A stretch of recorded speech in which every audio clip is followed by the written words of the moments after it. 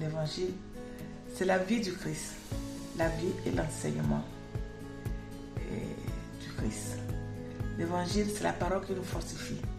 C'est la belle et la bonne parole qui nous fortifie, qui nous édifie, qui nous sanctifie aussi, qui nous rassure dans notre vie,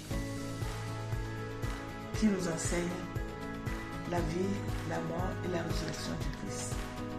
L'évangile, c'est la belle parole qui nous met debout, qui nous fait avancer.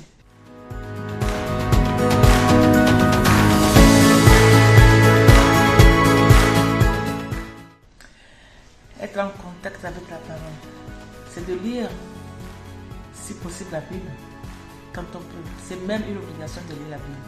On ne peut pas connaître l'évangile sans lire la Bible. On ne peut pas connaître la vie de Christ sans lire la Bible. On ne peut pas être chrétien sans lire la Bible. Mais c'est vrai que quand on est à un certain âge, comme nous autres, avec la vue qui faiblit un peu, bon, on est obligé d'être connecté à ce que nous recevons à l'église.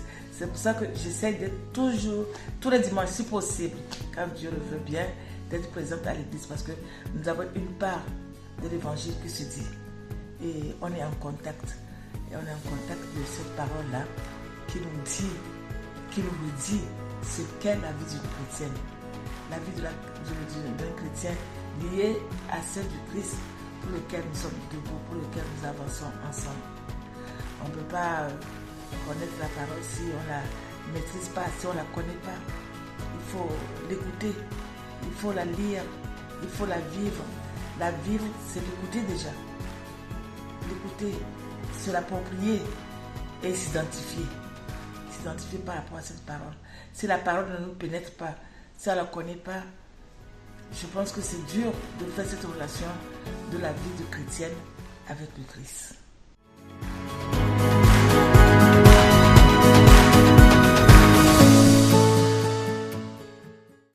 Si on est chrétien par rapport à une prise de décision liée à un événement, liée à un récit, le récit du Christ, la vie, la mort, la résurrection.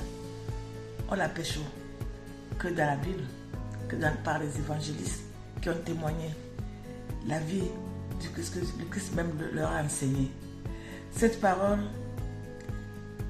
je me suis dite chrétienne par rapport à cette parole. Je n'ai pas encore rencontré le Christ, mais j'ai rencontré sa parole qui m'a édifié, sa parole qui m'a nourri et qui a fait de moi ce que je suis. Tout simplement, ma vie de tous les jours, mon quotidien s'identifie par rapport à la parole. Comment je conçois la vie, comment je marche, comment je vais avec les autres, comment je m'exprime, comment je fais mes actions, tout ce que je fais. Ma vie elle-même, tout est centré sur l'évangile, puisque j'ai accepté le Christ.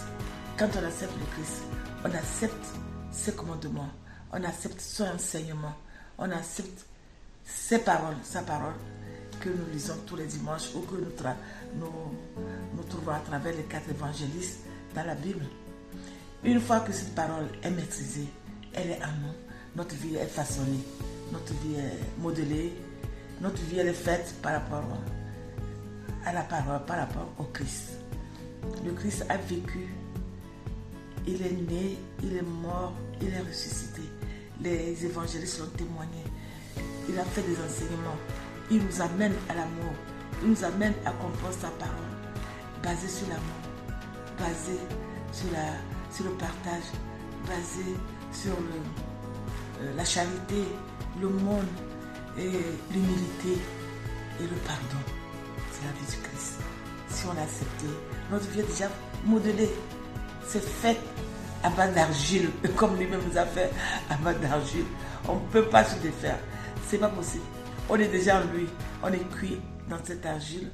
On est cuit en lui et on vit à lui. Maintenant, si on se déconnecte de la parole, on est perdu. On est perdu, ça dit que on n'a plus de boussole. On a on est en train de serrer dans la vie. Il faut un fil conducteur. Le fil conducteur, c'est la parole. Quand on décide d'être chrétien, c'est le fil conducteur, qui est la parole du Christ. Les 4 évangélistes l'ont dit. Il faut comprendre cette parole Elle est belle cette parole, elle est douce, elle est pénétrante et elle nous amène dans la joie, dans la paix pour retrouver le Christ.